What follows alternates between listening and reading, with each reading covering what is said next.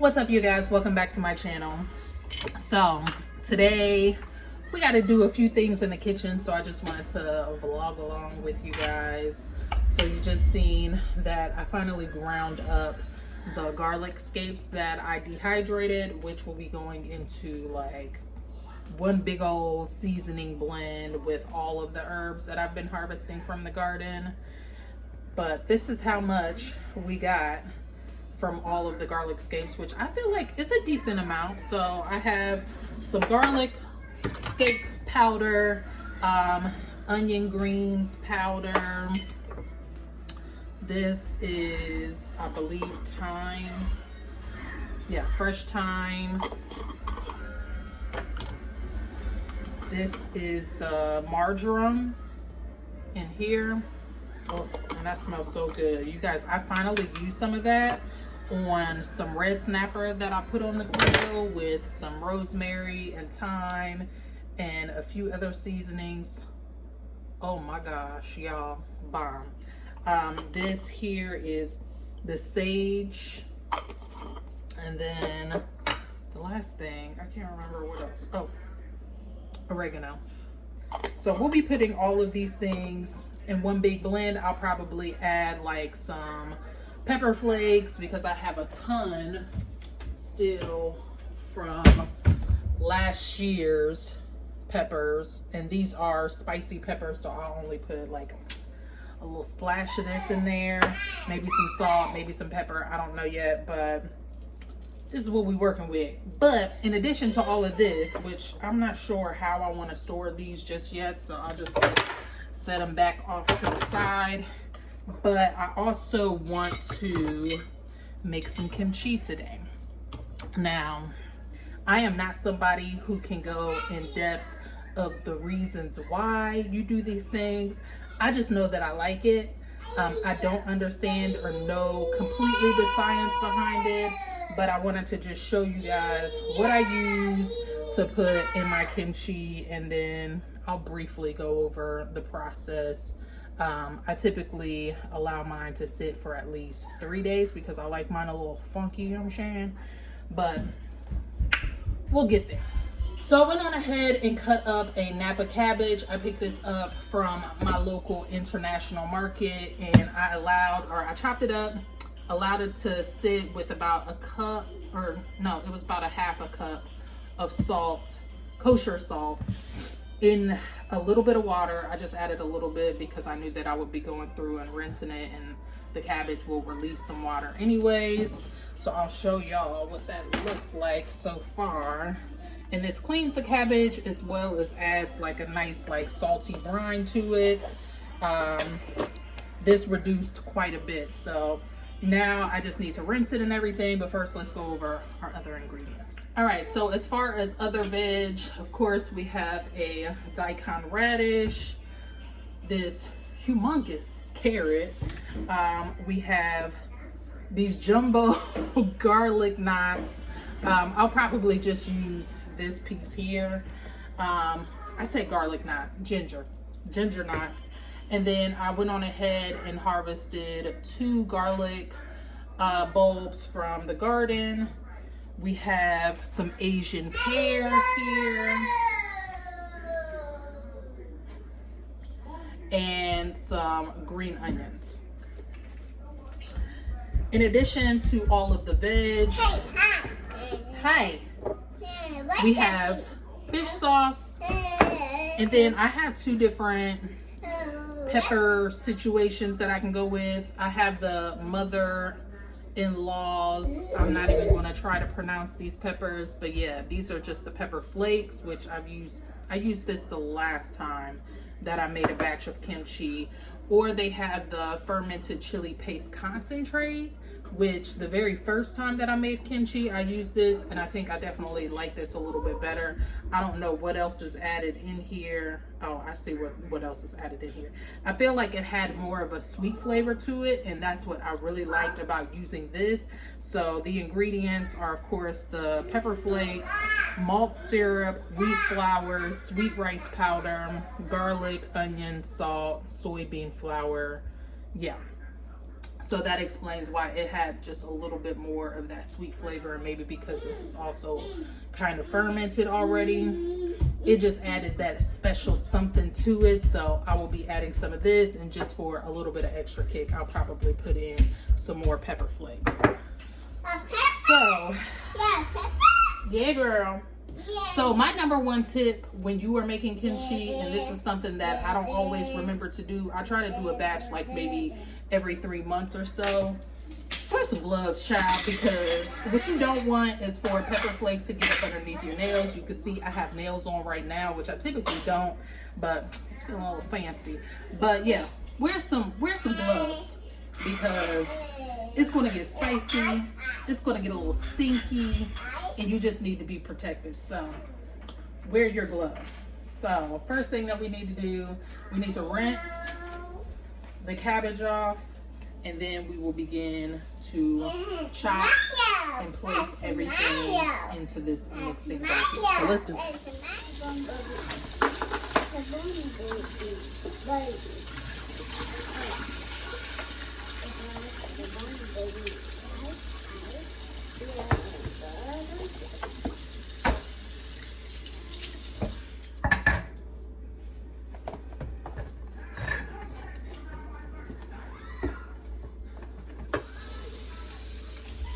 All right, so I do have a specific way that I like to cut my vegetables up. Of course, you do want to peel them, especially if you're not 100% sure whether or not they are organic. I typically get a majority of my vegetables from like an international market, because they always have everything there. Now that's not a place that I always shop, but I do like going in there periodically, especially when I'm making like more ethnic type foods, because they always tend to have all of the ingredients in one place. The area that is local, or the store that's local to me, is called Saraga's. So if you live in my area, definitely check out that market. It can be extremely overwhelming because, I mean, it's a lot going on there. I'm not going to use this whole thing. I'm just going to cut off the portion that I'm actually going to use, because I'll probably make some pickled radish with the rest of this, because my daughter really likes that. So let's go ahead and just peel the portion that you need. Make your life easier, which I might end up using a little bit more than this, but we'll see how it goes. I'm peeling everything in this bag. I will put it in the compost, but just for easy pickup, that's why I have it here. Always take the yucky pieces off, because you don't want to introduce any bacteria into your kimchi, because I'm sure that will just contaminate it and make it absolutely gross to eat, smell, probably not even safe, you know. Give these a quick rinse. All right, and I do have my blender prepared. I'm not even rinsing out this garlic powder, because I mean, it's totally fine. It is what it is. So I do like to blend up a bit of my ginger, and then I will put just a couple of chunks, or like slivers, into the mix as well, because I like both. I don't want a ton throughout, but I do find that it just adds a different flavor, so I'll probably leave that much out just to add into the mix. All right, the cabbage has been straining, so let's go ahead and just pop this up in here. And I'm leaving it in this big bowl just to be able to mix it easy. So let's drop our ginger in. And I just kind of made like matchstick size pieces. Now let's chop Jisha. I'm thinking I want them to be like maybe about 2 inches long and again, doing like matchsticks.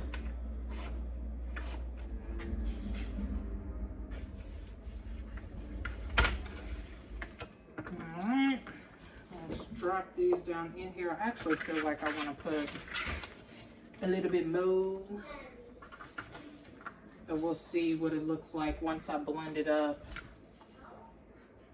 with everything else.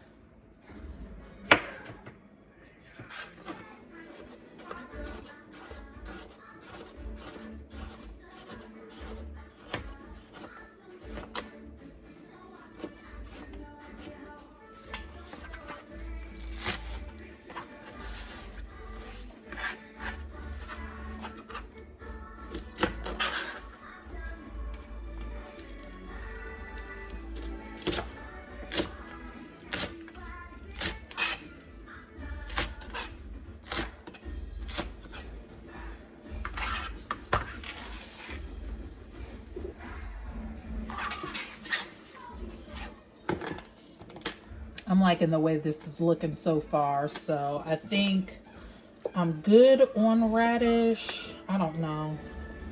Actually, I'm gonna go ahead and cut up just a little bit more, maybe just about that much more. All right, so this is my first time using an actual Asian pear. I've used an apple in the past, but we're gonna see how this goes. So the recipe that I seen, they actually chopped it and put it in the blender. So we already have some of that ginger in there. So we're gonna pop some of this pear in there. And I think I wanna do the same thing that I did with the ginger and maybe add maybe a few chopped up into the mix as well. So let's do it like that, and maybe I'll just take this piece here. And while we're loading up this blender, let's go ahead and add in some garlic as well. So I'll set that to the side for now. Now, because these are fresh out the ground, I have a feeling that they're not like extremely, be careful with your knife. These aren't too papery, so I'm just gonna peel off this outer layer. I think with me blending it up, I think it'll be completely fine. So I'm just gonna drop that whole joint in there.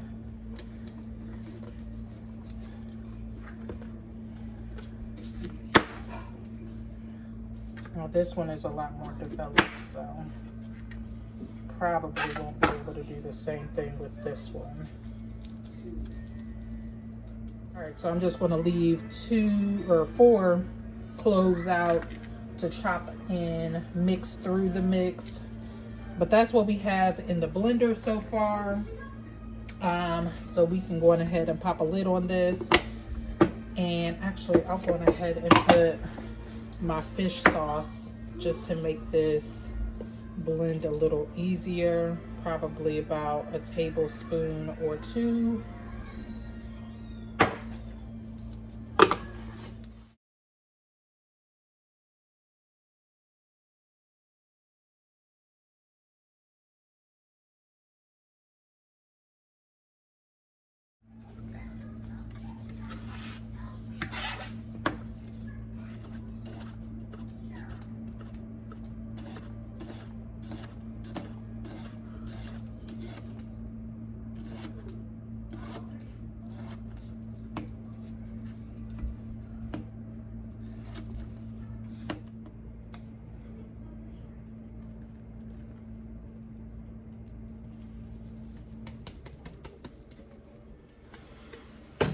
This smells so good.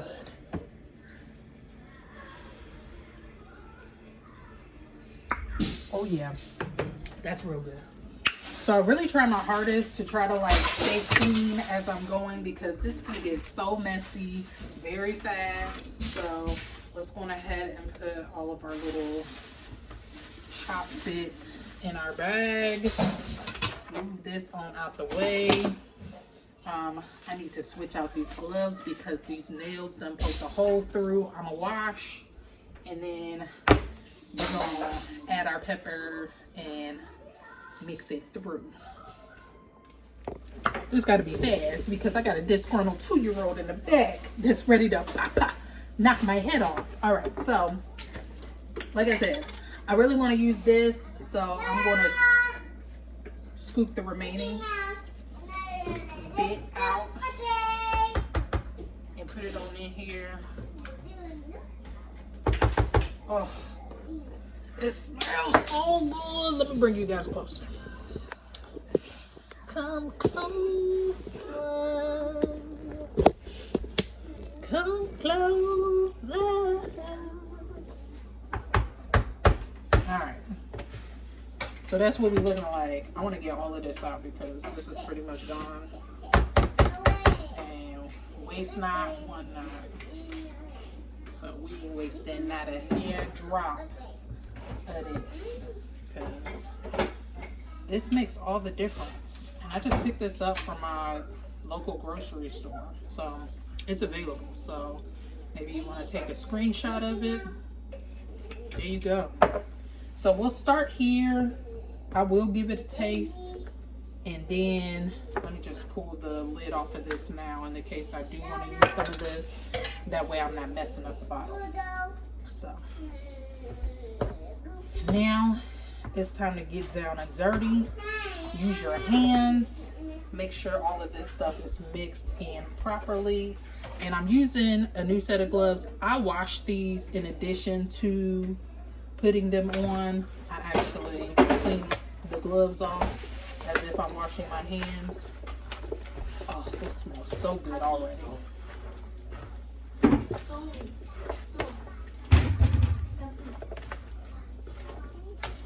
Yeah, I can already tell I'm gonna need this to have more fire. More fire! Come smell this. Come smell this. Tell me this don't smell good. It's giving. You can't even see your face.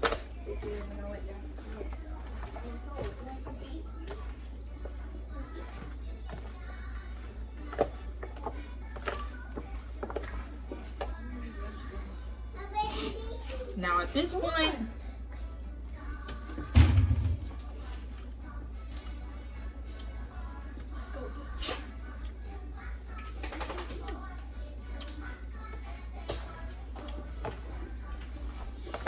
I feel like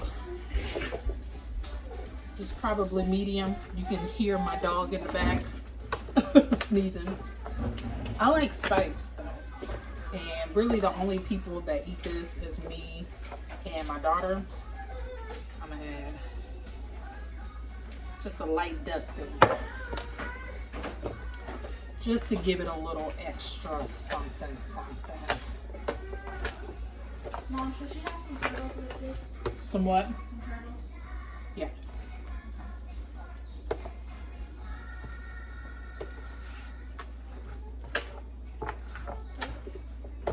Yeah, I like to be able to see the pepper flakes as well. So, I think we're good here. So, what we're going to do now...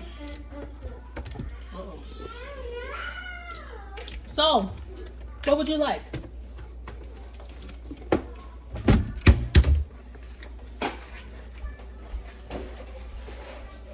So I feel like all of this can fit into one, this is a ½ gallon jar. But if not, I do have this guy for backup. So now we're just going to start shoving it on in there. And I try to do my shoving over top of this bigger bowl, which is why I'm sorry, man. You're fine. Which is why I like to use like a bigger vessel when I'm mixing. That way I'm not making a huge mess on my countertops. So yeah, you definitely want to squish it down, squish it down. And I feel like I need a second one of these. I think the last batch I made, I ended up using 2 of these guys, but I also had 2 heads of cabbage. So we'll just see how this ends up panning out for us. Probably stop at this point.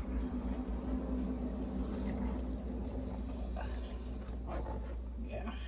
So I'm gonna allow a little bit of head space here.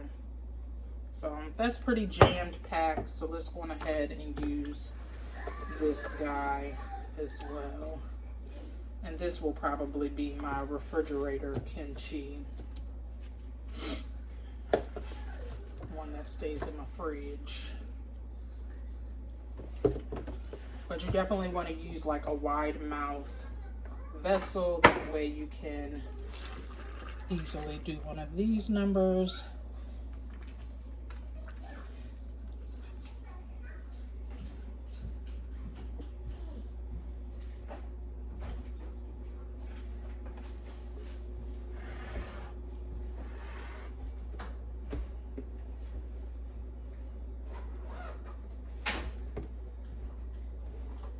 I do not want to waste the rest of this juice, but you can see everything is filled up to the brim, child. So we just gonna have to be here. So I'm gonna clean up a little bit and then we're gonna talk lids.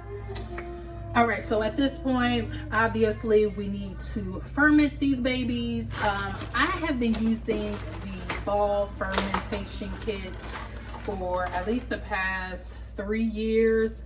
It comes with these springs, which kind of help press everything down in the jar to keep it under the liquid, all of the contents of the ferment under the liquid line. And then the lids have like these little vents here, so any like air bubbles that need to come up will be able to escape through this little vent here. So basically you just press the spring down and whoop, I knew this was gonna get messy. Twist your cap on. There we go. All right. Probably should have gotten both of them out before I messed my hands up, but luckily I always keep one hand clean.